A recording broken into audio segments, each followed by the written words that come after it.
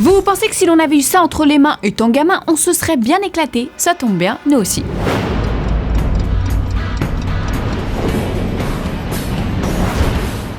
Vous le savez, la production d'Ant-Man n'a pas été de tourpeau, c'est peu de le dire, mais le mini-héros, petit mais costaud, a enfin son film. Et puis on vous le disait lundi, Ant-Man est confirmé au casting de Captain America 3, alors avec tout ça, nous, on fourmille d'impatience. Sauf qu'une horrible rumeur fait le tour de la toile, le genre de rumeur complètement spoiler, alors si vous ne voulez rien savoir de Civil War, je vous conseille fortement de passer votre chemin. Selon Heroic Headlines, il y aurait une scène d'enterrement dans Captain America 3, alors je vous entends d'ici, rien d'étonnant à cela vu que le film dépeint un contexte de guerre civile, forcément il y a des victimes. Oui mais, parmi ces victimes, il y aurait Ant-Man. Dans les comics, il y a une scène d'affrontement entre les pro-recensements et les autres et c'est le super-héros Goliath qui meurt. Mais je ne vous apprends rien, Goliath n'est pas encore apparu au cinéma chez Marvel et il n'est pas annoncé au casting du film, le studio doit donc faire sans lui.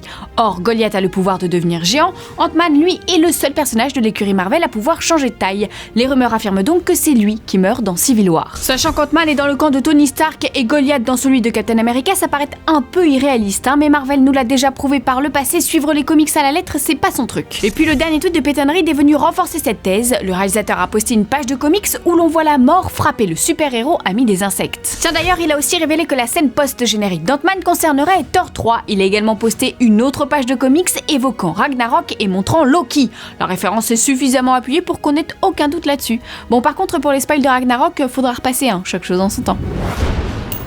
Aussi super héroïque que Mr. Fantastic qui se la joue Aquaman pour sauver une femme enceinte de la noyade. Voici les news en bref. Dans Ninja Turtles 2, nous aurons droit à 2 April O'Neil pour le prix d'une. Megan Fox bien sûr, mais aussi Judith Hogue. Aperçue sur le tournage du film en plein cœur de Manhattan, l'interprète d'April O'Neil dans le film de 1990 pourrait bien se payer un petit rôle dans ce second volet. Un rôle dont on ne sait rien à ce jour, d'ailleurs son nom n'est crédité nulle part. Mais quoi qu'il en soit, les fans apprécieront le clin d'œil. L'exposition Batman sous le masque et la cape célèbre la sortie de Batman Arkham Knight et s'installe à Paris. Les masques et les capes du Chevalier Noir issus du jeu développé par Rocksteady Studios seront ainsi dévoilés. Au total, le public pourra apprécier plus d'une trentaine de costumes. Certains d'entre eux auront même été revisités par des artistes français comme le street artiste Mcha, Guillaume Sanchez, chef pâtissier ou encore Marianne Guédin, designer et décoratrice florale. Pour découvrir Batman sous toutes les coutures et sous toutes les formes, rendez-vous du 17 au 24 juin à la Maison Muller. Aujourd'hui dans le courrier des Fanzoniens, on répond à Bob Dylan qui souhaite entre autres des nouvelles de Ghost in the Shell. Le film réalisé par Rupert Sanders et produit par la Paramount a enfin une date de sortie française. Rendez-vous en salle le 29 mars 2017 pour découvrir Scarlett Johansson dans la peau de Mamoru Oshii, cette cyberpolicière chargée de lutter contre le crime informatique. Par le passé, Ghost in the Shell a maintes fois été adapté mais toujours en animé. C'est donc la première version live du manga de Masamune Shirow, premier tour de manivelle début 2016.